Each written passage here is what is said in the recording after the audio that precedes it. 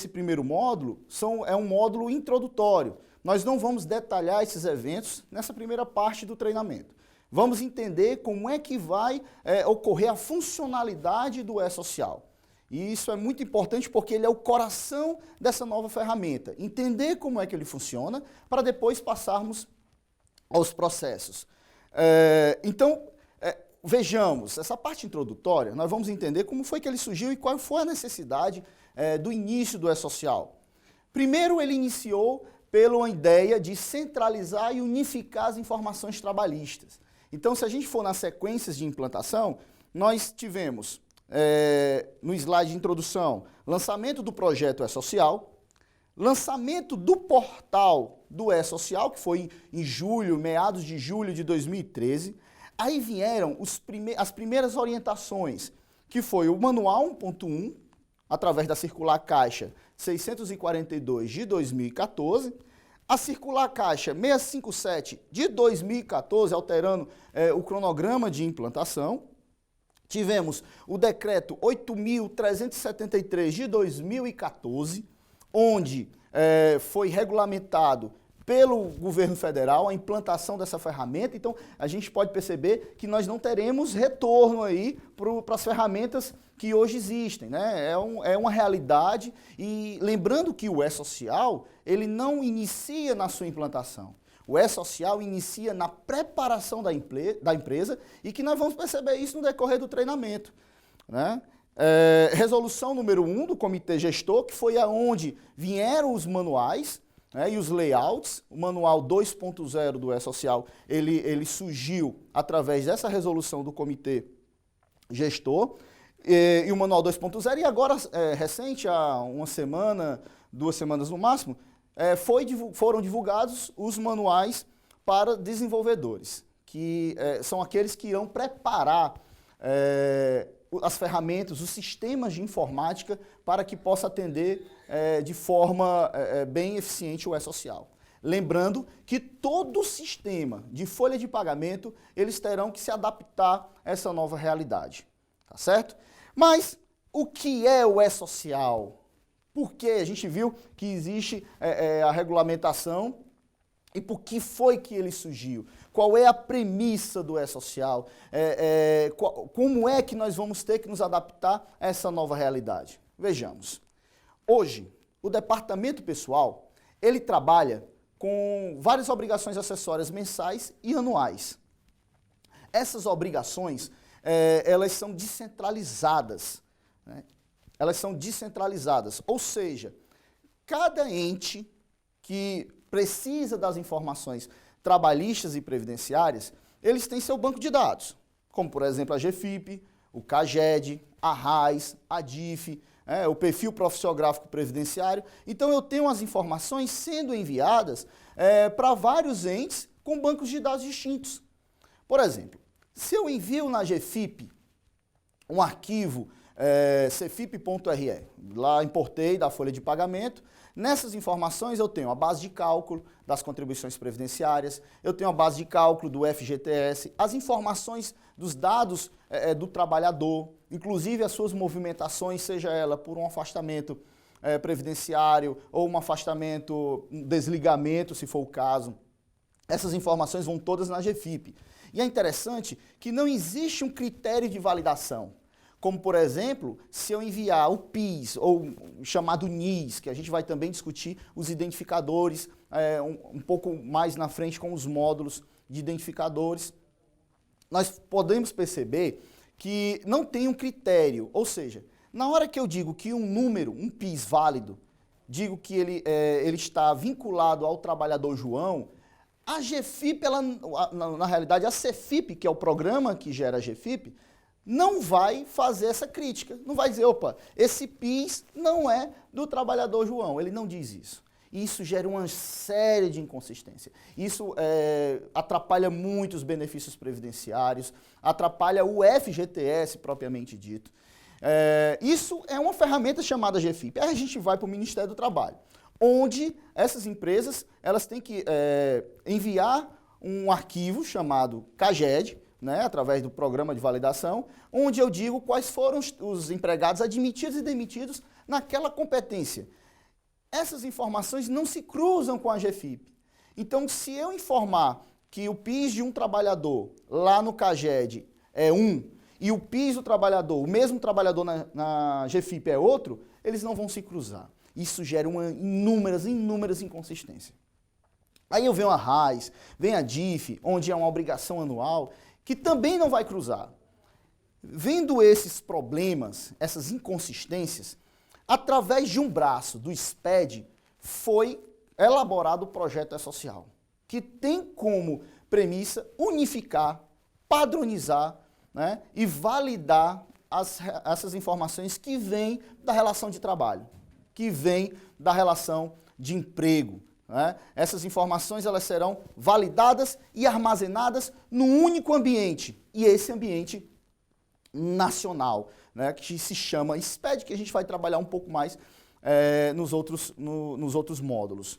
E é interessante que quando eu unifico e padronizo, eu tenho o mesmo critério para todos os entes, porque funciona da seguinte forma: eu vou enviar essa informação para um ambiente nacional, aí eu estou unificando e padronizando, e os entes participantes desse projeto, ou seja, Caixa Econômica, Receita Federal, todos eles vão extrair essas informações de um único ambiente, que as informações já estão validadas e já estão validadas e consistidas. Então vai ser muito legal, vai ser muito bom esse projeto, requer muito empenho, né, dos envolvidos, sociedade, contribuinte, empresa. Então vai ser muito importante a participação de todos e o entendimento de como é que funciona o projeto.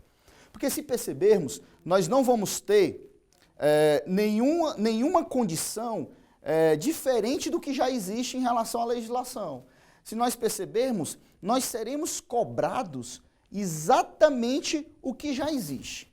Apenas nós não tínhamos o hábito para fazer com que a legislação fosse cumprida à risca. Então, por definição, vamos entender o que é o E-Social. O E-Social é um projeto do governo federal que tem por objetivo desenvolver um sistema de coleta das informações descritas no seu objetivo, armazenando-as no ambiente nacional do E-Social, possibilitando aos órgãos participantes do projeto sua efetiva utilização para fins trabalhistas, previdenciários, fiscais e de apuração de tributos do FGTS. Então, como a gente pode perceber, eu terei um padrão nessas informações. O E-Social, em nenhum momento, ele vai receber as informações que não estejam validadas, que não estejam corretas. E isso vai trazer uma dor de cabeça para as empresas, porque muito dos cadastros hoje das grandes empresas, eles não estão consistidos. Em uma recente publicação da FENACON, apenas 25% das empresas que são abrangidas pela FENACON estão sabendo, estão trabalhando para o E-Social. Então tem muita coisa a ser desenvolvida e é bom correr e é bom começar o trabalho antes da implantação. Então, quais são as obrigações que hoje existem descentralizadas e que elas serão substituídas no decorrer da implantação do E-Social? CEFIP, é uma das informações que hoje a CEFIP ela é responsável por levar informações para a Previdência Social e para a Caixa Econômica. Né? Para a Caixa Econômica é para emitir a guia de recolhimento do FGTS, então ela serve para recolher o FGTS e prestar informações para a Previdência. A GFIP não recolhe contribuições previdenciárias, ela informa para a Previdência os fatos geradores das contribuições previdenciárias, que hoje há uma dificuldade muito grande das empresas em entender isso. A GFIP ela é a coluna dorsal da Previdência Social, ela é responsável por ampliar todos os direitos aos trabalhadores através da informação, que até então, até 1998, isso não existia. Então, a partir de 1999, foi que a GFIP começou a ser inserida no cenário das empresas. O CAGED também é outra ferramenta, é um potente banco de dados do Ministério do Trabalho, onde ele também será substituído pelas informações advindas do E-Social.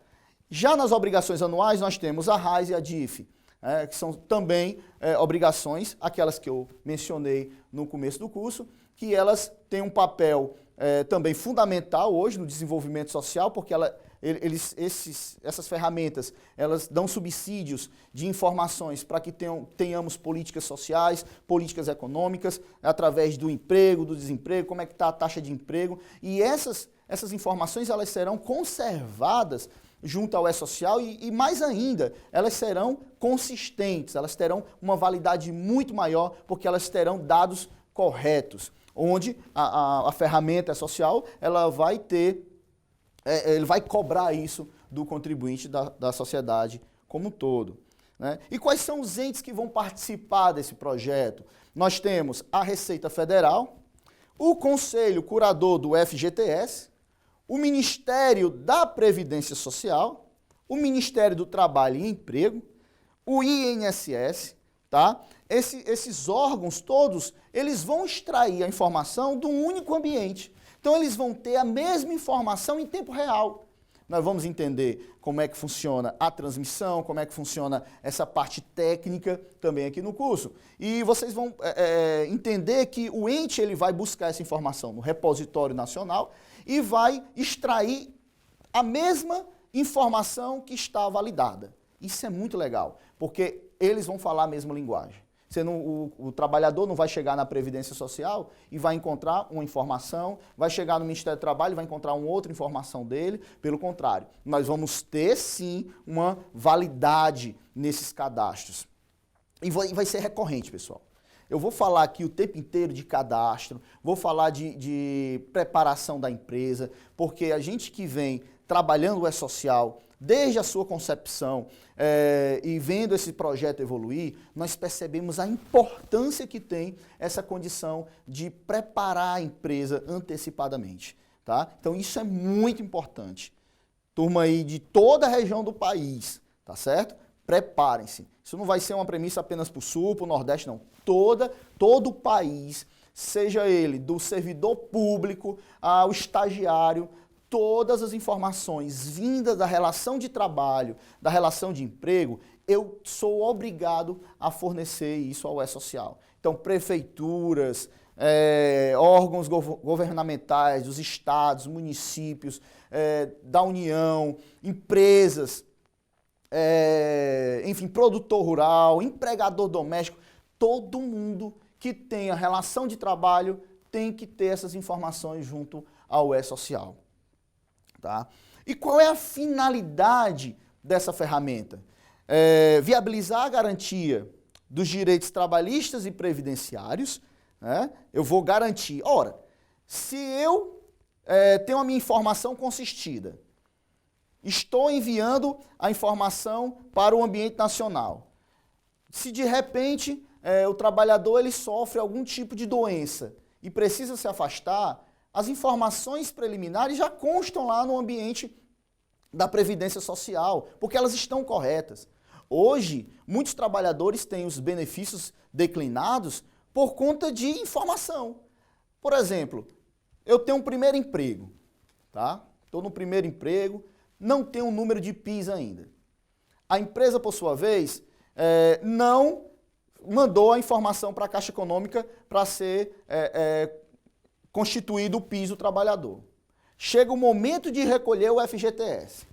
Está lá o trabalhador sem PIS. O que é que muitas empresas fazem? Pegam um PIS de outro trabalhador, né, e colocam no lugar desse. Aí esquece de depois fazer uma retificação. 3 anos depois, o trabalhador precisa de um benefício previdenciário. Chega próximo à Previdência, marca a perícia. Quando vai dar entrada, diz que o trabalhador nunca contribuiu para a Previdência.